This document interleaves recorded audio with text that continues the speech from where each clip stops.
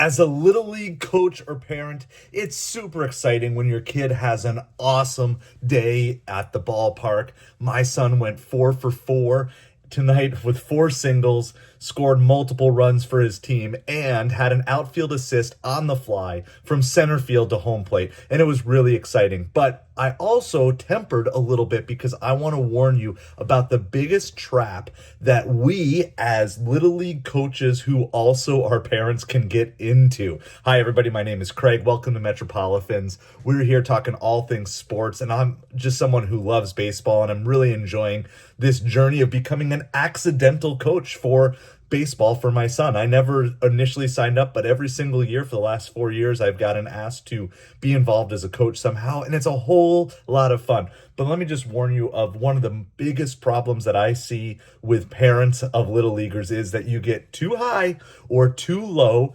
emotionally depending on the actual success of your kid. Now, do I want my son to succeed? Of course I do. I want to win games, but honestly, I care more about him doing well than I do about the team doing well. I know, sorry, that's probably bad coach speak, but that's just the reality of where I come from. But the truth is, I try to make sure that I do not get too emotionally high or low as both a coach and as a parent at the same time. A lot of times you're going to see parent coaches or even parents in the stands or just coaches that just get really high emotionally based off of calls that they don't like from the umpire or how their kid is doing or all these other things. And I'll admit, when I first started as a coach, even in T-ball, I was probably one of the most intense T-ball coaches. But I've learned every year to just tone it down more and more for a couple reasons. First of all, my son does better when I'm not there yelling and screaming at him, across the ballpark, even if it's not meant to be negative. But when he's in the outfield and I'm yelling and screaming like, "What are you doing? Get over that way." Like, it just doesn't play well. And it doesn't play well to the fans in the stands, and it distracts him from what his focus is. There is a time to do correcting, but I honestly believe the best time to do corrections is not during the game day unless it's something that can be immediately put into practice within a game situation. It's hard. There's so many things that these kids are processing, and yeah, we might get frustrated that the thing that we worked on in practice, when it shows up in the game, we didn't actually do it as a team the way we were supposed to do. But ultimately, it's just a whole lot better to deal with those things at practice time, take good notes, and move on from there.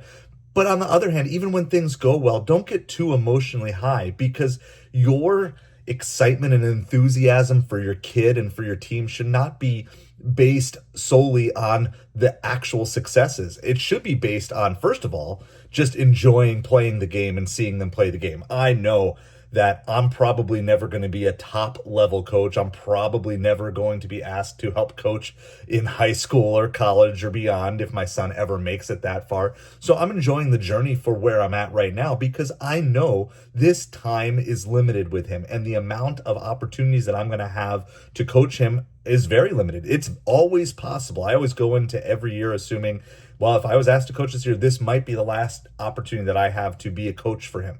I'm willing and able to help if I'm asked to do so, but I never assume that that opportunity is going to be there. So in the moment, I'm going to enjoy what it is, and I'm going to enjoy the process of seeing him improve. And it's really exciting because we moved into a tougher league, and I was worried about how he was going to struggle, and he did struggle for the first couple weeks till he kind of got his groove on, and he is back to being the best baseball player that he has ever been. In fact, his batting average is the highest it's ever been. He's hitting harder balls than he's ever hit, and it's really exciting. But I have to temper myself to say, hey, what did you enjoy the most? And honestly, I asked him, like, what was his blessing for today? And it was the extra batting glove that he was given at the end of the day. The fact that he went 4 for 4 and had an outfield assist paled in comparison to getting an extra free batting glove.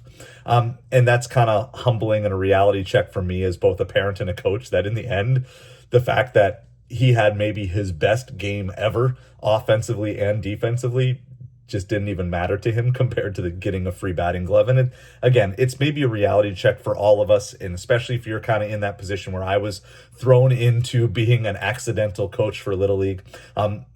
This is the reality. These are real kids who just enjoy the game of baseball, or at least hopefully they're enjoying the game of baseball, and hopefully that's what you are moving them into. By the way, if you are kind of in this accidental coaching position and you got asked to coach your kid's little league team and you have no idea what you're doing, I put together a simple little PDF guide to really give you everything that I learned, because I was asked out of the blue to help coach T-ball, and then this is my third year in AAA helping coach. So I've been coaching accidentally for 4 years, and I've learned a lot of lessons working under a lot of great coaches, and I'm super excited to have that. So if it can help you, especially, I know some of you Northern Leagues are just getting started. We're almost done with our season. We only have 4 weeks left till playoffs, which is kind of crazy. But if that would help you, there's a link down in the description below. I'd love for you to check it out. And feel free, if you buy a copy, feel free to share it with all the coaches on your team. I'm not trying to keep this. I'm just trying to make a little bit of something for this effort to save you a little bit of time. But I'm not here to hide all the wealth of knowledge. I just encourage you to check it out. You don't need to be overwhelmed. I became an accidental coach. I've learned from some great coaches in person as well as some great coaches online. Some of those resources are in there as well. And I wish you a really successful season. But again, don't get too high or too low based on the successes of your kid or of your team, because ultimately in the broad scheme of things, they're just not caring that much about the stuff that we tend to care about. Let's make good decisions. Let's help them love the game of baseball. And the number one most important thing, help them to come back next season, because we need more kids playing baseball at an older age, not less.